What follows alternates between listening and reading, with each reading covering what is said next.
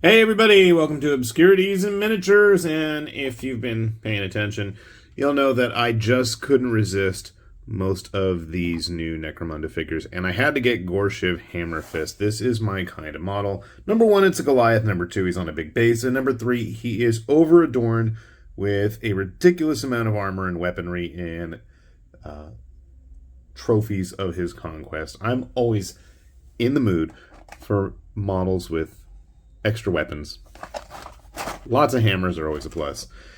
That's a lot of parts, so I'm quite happy to see that. Looking forward to getting this built. I gotta say, the recent Necromunda sculpts have really been knocking it out of the park. They're all seeming to be the brainchild of a single artist, and I'm going to double check to make sure, at least for the second half of this video, I know who it is, and I want to make sure I get the name correct. But yeah, really nice looking model. So let me slice this open. We'll take a look at the contents here in a sec. Let's take a look at the goodies inside. Okay, whew. Oh, no, I managed to cut it. You do have the rules right here. I'm assuming this is also in one of the later books. 15 pieces? Okay. Have the rules in there as well. We'll hold on to that just in case. Let's take a look at the goodies. Okay, 40mm base. Exciting. Lots of little stuff. That looks like a hand. And grenades. Big hammer. Well used.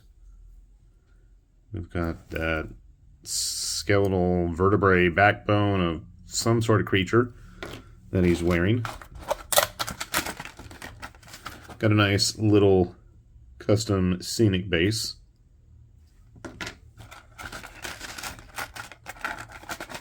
See, I like models like this. Just a lot of parts. I like the building of them. Big beefy leg. Straps. Next hammer with a very happy face on it. Going to be a lot of cleanup here. It's okay. Quality of the resin looks pretty decent. It's been a while since I actually built a Forge World kit. I was always a bit apprehensive, but it does look like the quality is acceptable. I'm assuming this is one of his waist hip armor. There's the other one with a big, nice gun. I don't know if I'm going to actually want to drill out the barrel of that. Maybe I will, maybe I won't. I don't know. I hope this... Yeah, you know what? I'm afraid this is probably supposed to have stayed attached to... Oh, no. It is a separate piece. Okay. Whew. And I was afraid that this tassel that's supposed to be on one of the hammers... I was afraid that it had broken off, but no, it actually is a separate piece as well. So, okay. That looks like the top part of the remains of whatever Mr. Hammerfist is wearing. What if he didn't want to use hammers?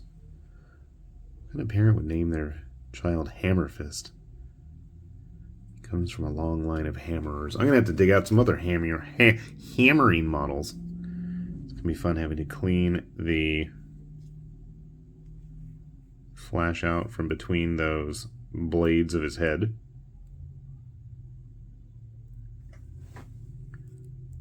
Like, is that supposed to be there? It doesn't seem like it. Okay. So a good hefty pile of pieces for a single character model. I guess that kind of translates into why he was such a pricey figure. But then again, this is modern Games Workshop and Forge World in particular we're talking about here, and unfortunately, you know, with that name and with these games does bring a certain cost. But you know what? I hate to admit it, I'm just a sucker for characterful models like that. So give me a sec, I'll put them together. I'll go grab some other Necromunda stuff and other hammering heroes if I can find where I put them, and we'll see how it all turns out. Sit tight. Get over here. So this took me longer than I'd like to admit. I was searching and searching my shelves, looking for some of my other hammer dudes, and I don't know where I put them. There's that one Khador guy from War Machine that has like the 2 hammers. I love that figure, and I can't find it, and it's driving me nuts. And I know it's not something I would have tossed or stuck in a weird spot. Probably as soon as I finish filming this, it's going to show up. But anyway, I've got Gorshiv Hammerfist all finished up. And then also I was looking online trying to figure out who sculpted this. At first I thought it was like Kai, what's his name, Kai Holt, or Stephen May, who've done a lot of the more recent Necromunda models, and like Stephen May's stuff.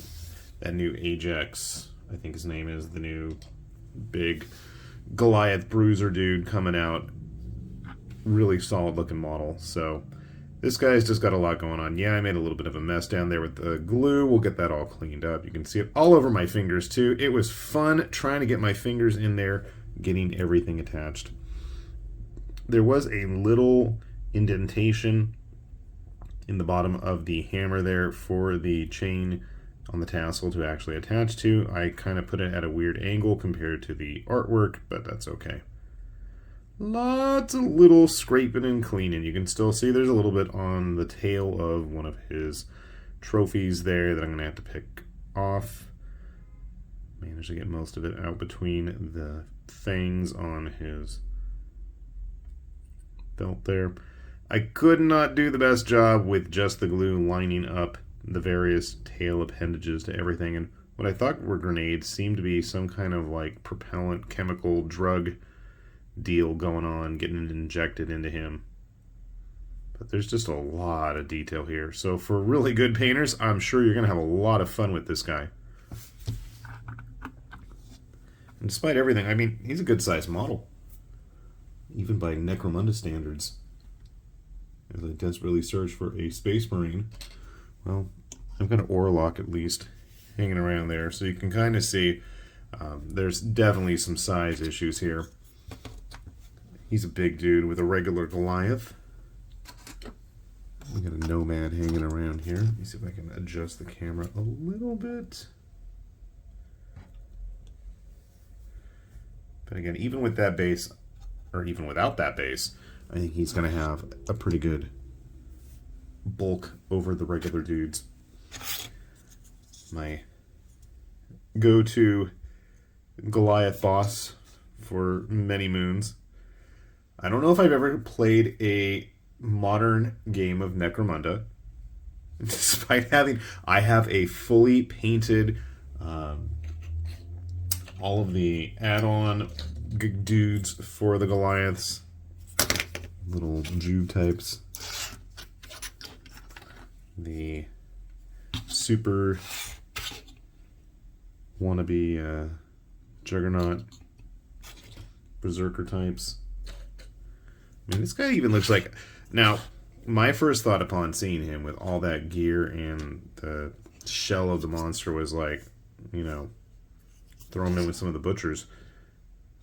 That's what they were called, weren't they? I was like, I have a whole set of these guys painted up too. These guys need some more friends besides the Lord of the Eightfold Path or whatever. I don't know where I put him either, now that I think about it. But I was thinking, you know, with some kind of an animal skull head...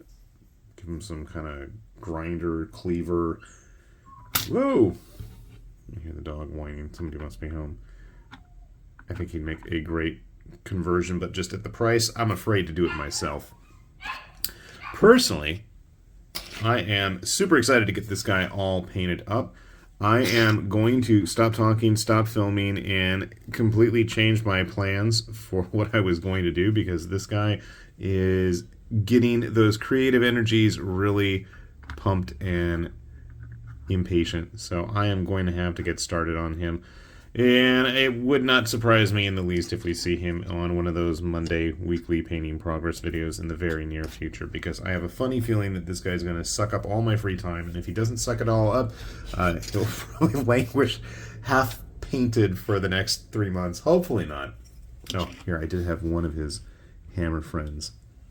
Waylon the Smith from the Wild West Exodus line, but another really cool model as well. So hopefully we'll see him back on this channel soon. Hopefully we'll see him painted, and hopefully we'll see some of his other Goliath friends in the very near future too. So with that said, this has been High Lord Tamberlane with Obscurities and Miniatures saying thanks for watching, and we will see you back here soon. Bye-bye.